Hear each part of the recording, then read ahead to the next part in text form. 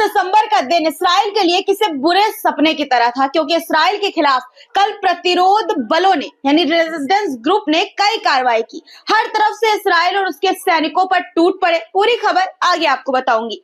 दोस्तों, दुनिया की आंखों के सामने एक नाजायज हुकूमत अपनी जालिमाना हरकतों से मासूम लोगों की जिंदगी तबाह कर रही है। चाहे यमन हो, सीरिया हो या फिलिस्तीन, इसराइल की इन हरकतों का मकसद सिर्फ एक है, मजलूमों की सरजमी पर कब्जा करना और इंसानियत का खून बहाना। सब इस बात को जानते हैं पर खामोश हैं। लेकिन आज हम इसी पर बात करेंगे। आपको बताएंगे कि कैसे यमन से लेकर सीरिया तक इसराइल अपनी नापाक हरकतों को अंजाम दे रहा है। साथ ही बात करेंगे यमन के इसराइल पर किए गए हमलों की और यमन से दागे गए मिसाइल किस तरह तेल अवीव के आसमान में धूम मचा रहे हैं। तस्वीरें आपको दिखाऊंगी। दोस्तों, यमन का एक बहुत बड़ा बयान सामने आया है।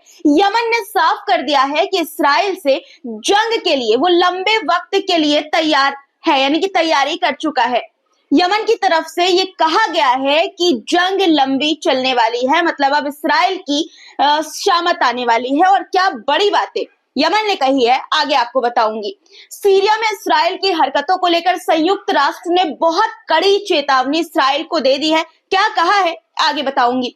ईरान ने यमन पर इसराइल के हमले में अमेरिका के रोल को लेकर क्या बड़ा बयान दिया है, ये भी आज आपको बताऊंगी। वीडियो शुरू करने से पहले हर रोज की तरह एक गुजारिश दोस्तों कि वीडियो को सबसे पहले लाइक कर दीजिए और कमेंट पे जहां से आप हमारा ये वीडियो देख रहे हैं वहां का नाम जरूर लिखा करिए। और जो लोग हर रोज वीडियो को लाइक करते हैं उनका तहे दिल से मैं शुक्रिया अदा करती हूँ। इसी तरह लाइक करते रहिए वीडियो को और अपना समर्थन मुझे देते रहिए। चलिए अब शुरू करते हैं आज का वीडियो। द लाइव टीवी, सच सबसे आगे। आदाब दोस्तों, मेरा नाम है मिसबा खान और आप मुझे द लाइव टीवी पर देख रहे हैं। शुरुआत आज यमन से करते हैं। कल इसराइल ने यमन पर भयानक हमला किया, जिसके बाद यमन भी लगातार इसराइल पर हमले कर रहा है, मिसाइलें दाग रहा है। यमन से छोड़े गए बैलिस्टिक मिसाइल इसराइल के शहर तेल अवीव में हड़कंप मचा रहे हैं। ये वीडियो देखिए जो आपकी स्क्रीन पर है। राजधानी तेल अवीव के आसमान में ये जो चमकती हुई चीज आपको नजर आ रही है, ये कोई टूटता तारा नहीं बल्कि यमन का मिसाइल है। इसराइल दावा कर रहा है लगातार कि वो यमन की मिसाइल्स को इंटरसेप्ट कर रहा है, यानी कि रोक दे रहा है। लेकिन तेल अवीव शहर के ऊपर आकाश में, आसमान में यमनी बैलिस्टिक मिसाइलें देखी गई, जिसके साथ सायरन की गूंज भी सुनाई दे रही है। मतलब साफ है, हमेशा की तरह एक बार फिर इसराइल अपने नुकसानों को छुपा रहा है। दोस्तों, जो तस्वीरें सामने आ रही है यमन के हमले की, ये जो तस्वीर है इस बात का सबूत है कि जो तस्वीरों में नुकसान दिखाया गया है उससे कहीं ज्यादा नुकसान इसराइल में हुआ है। लेकिन यमन ने भी अपनी कमर अब कस ली है दोस्तों, और साफ ये कह दिया है कि हम लंबे वक्त के लिए तैयार हैं। दोस्तों, यमन ने फिलिस्तीन के समर्थन में इसराइल पर मिसाइल और ड्रोन हमले किए हैं, लगातार कर ही रहा है। जिसके बाद इसराइल ने यमन पर कल हमला किया और इस हमले के बाद अब यमनी सेना ने साफ कर दिया है कि ये जंग लंबी चलने वाली है। जी हाँ, यमनी सेना के प्रवक्ता ब्रिगेडियर जनरल याया सारी ने ये बताया है कि उन्होंने तेल अवीव में एक इसराइली सैनिक ठिकाने पर ड्रोन से हमला किया, जो पूरी तरह से सफल रहा, यानी कि कामयाब रहा।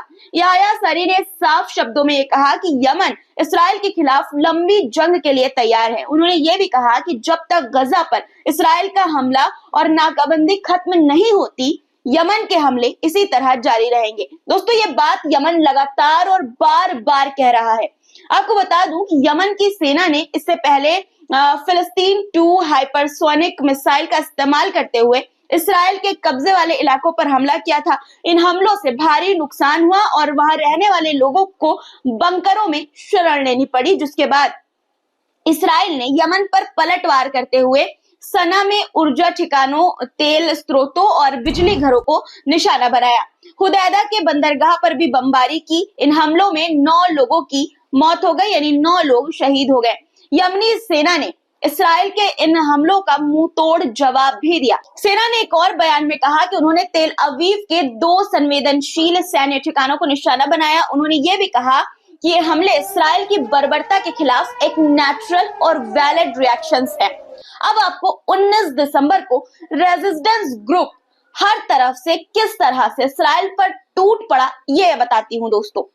गजा पर इसराइल के नरसंहार में अब तक 45,000 से ज्यादा फिलिस्तीनी शहीद हो चुके हैं। हालांकि दोस्तों असल में जो संख्या है, जो असली आंकड़े हैं, वो इससे कई ज्यादा होंगे। लेकिन इस जुल्म के खिलाफ प्रतिरोध बलों यानी रेजिस्टेंस ग्रुप ने इसराइल को करारा जवाब दिया है। 19 दिसंबर को फिलिस्तीनी और यमनी बलों ने कई बड़े ऑपरेशंस को अंजाम दिया। देखिए, अल कस्म ब्रिगेड ने गजा सिटी के उत्तर में तवाम इलाके में इस्राएली सैनिकों को स्नाइपर से मार गिराया। जबालिया कैंप में एक इस्राएली सैन्य अधिकारी और उनके 3 साथियों को चाकू से मारकर उनके हथियार जब्त कर लिए। मागे ने सैन्य ठिकानों को जौहरी आत्मघाती ड्रोन से निशाना बनाया।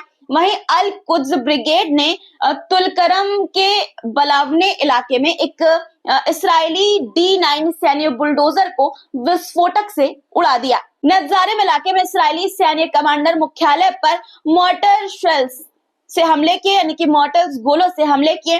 खान यूनुस के ऊपर उड़ रहे एक इस्राएली जासूसी ड्रोन EVO मैक्स पर कब्जा कर लिया। इसी तरह अल अक्सा शहीद ब्रिगेड्स ने कब्जे वाले वेस्ट बैंक के बलाटा कैंप में घुसे इस्राएली सैनिकों को स्नाइपर से मार गिराया। इसके अलावा ओमर अल कासिम ब्रिगेड ने नजारिम इलाके के दक्षिण में इस्राएली सैनिकों और उनकी गाड़ियों पर हमला किया। यमनी सेना ने 2 हाइपरसोनिक मिसाइल्स पैलेस्टाइन 2 से तेल अवीव के सैन्य ठिकानों पर हमला किया। ड्रोन से तेल अवीव के एक और इस सैन्य ठिकाने को निशाना बनाया। देखिए दोस्तों, गजा पर इसराइल के हमलों के बाद से यमन ने खुलकर फिलिस्तीन के समर्थन में मोर्चा संभाला है और इसी वजह से 3 देश एक साथ यमन पर टूट पड़े हैं। इसराइल, अमेरिका और ब्रिटेन, इन तीनों के हमले यमन में लगातार जारी हैं ताकि यमनी सेना के जवाबी हमलों को रोका जा सके। लेकिन यमन के इरादे बिल्कुल पक्के हैं दोस्तों। अब ईरान ने क्या कहा है वो आपको बता देती हूँ। देखिए, हम सब जानते हैं कि इसराइल के जुल्मों पर, उसके हमलों पर अमेरिका और अंतर्राष्ट्रीय समुदाय चुप्पी साध कर बैठे रहते हैं। यमन पर इसराइल ने हमला किया, वहां के मासूम लोगों की जान ली, उन्हें शहीद किया। किसी ने इसराइल के खिलाफ कुछ नहीं कहा। इसी को लेकर ईरान के विदेश मंत्री के प्रवक्ता ने अमेरिका पर आरोप लगाया है और अंतर्राष्ट्रीय समुदाय की क्लास लगाई है। ईरान के विदेश मंत्री के प्रवक्ता ने यमन पर इसराइल के ताजा युद्ध को साफ तौर पर संयुक्त राष्ट्र चार्टर और अंतर्राष्ट्रीय कानूनों का उल्लंघन बताया। ईरान का कहना है कि ये अमेरिका के समर्थन से किए जाने वाले वाकयात हैं जो पूरे पश्चिम एशिया में नस्लकुशी यानी कि नरसंहार को बढ़ावा दे रहे हैं। ईरान ने अंतर्राष्ट्रीय समुदाय को ज़योनी शासन के आक्रमणों को रोकने की उनकी कानूनी और नैतिक जिम्मेदारी जो है उसकी याद दिलाई, जो कि अंतर्राष्ट्रीय समुदाय पूरी तरह से भूल चुका है। इसराइल कितना भी जुल्म कर ले, बयानबाजी के सिवा कोई एक्शन नहीं लिया जाता, जिससे यह साफ हो जाता है कि कितने पुरजोर तरह से अमेरिका इसराइल का साथ दे रहा है। इन सब के बीच फिलिस्तीन के लोगों के लिए इसराइल के खिलाफ प्रोटेस्ट भी जारी है। सबसे पहले आप ये वीडियो देखिए।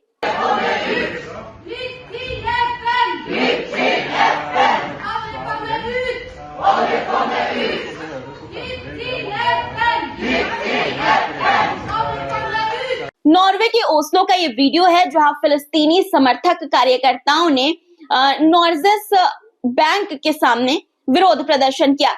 दरअसल इन लोगों की डिमांड है कि बैंक अपने उन निवेशों को वापस ले जो गजा में चल रही इसराइल की नस्लकुशी यानी कि नरसंहार को फंड कर रहे हैं।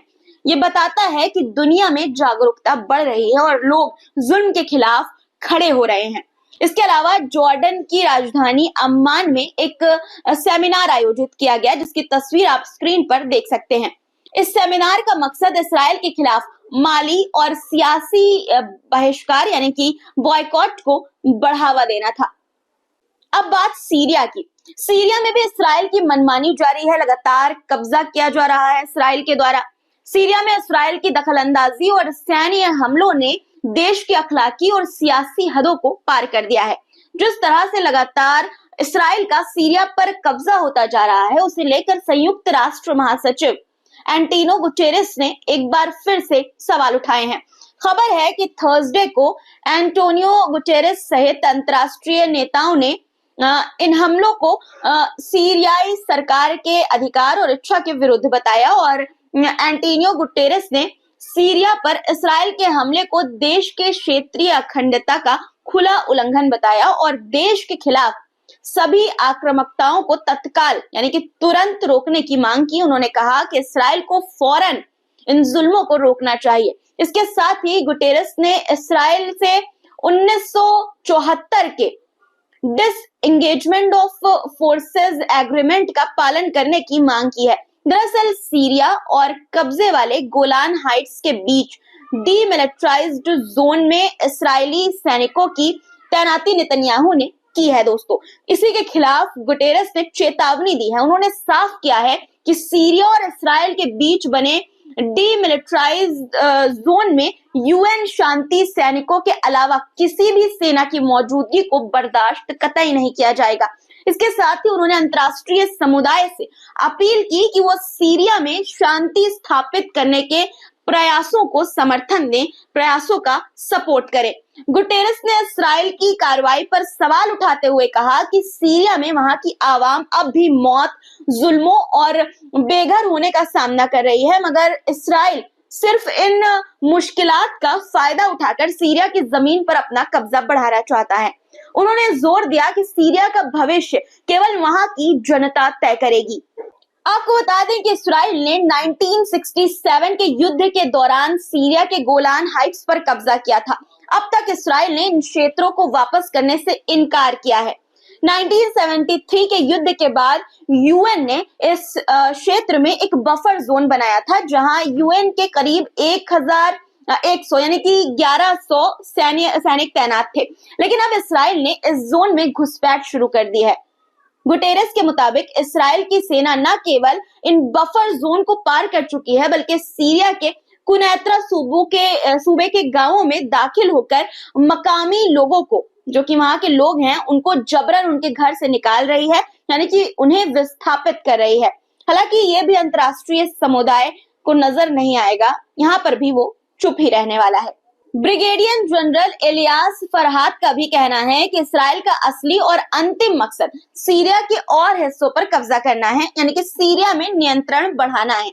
वहीं दोस्तों, अंसारुल्लाह के प्रमुख अबुल मलिक अल हुती ने कल एक टीवी भाषण में इस्राएल के मकसद का खुलासा किया। उन्होंने कहा कि इस्राएल सीरिया की जमीनों को कब्जा करना चाहता है, कब्जा कर रहा है, और ये इस्राएल के ग्रेटर इस्राएल योजना का, उसके प्लान का हिस्सा है।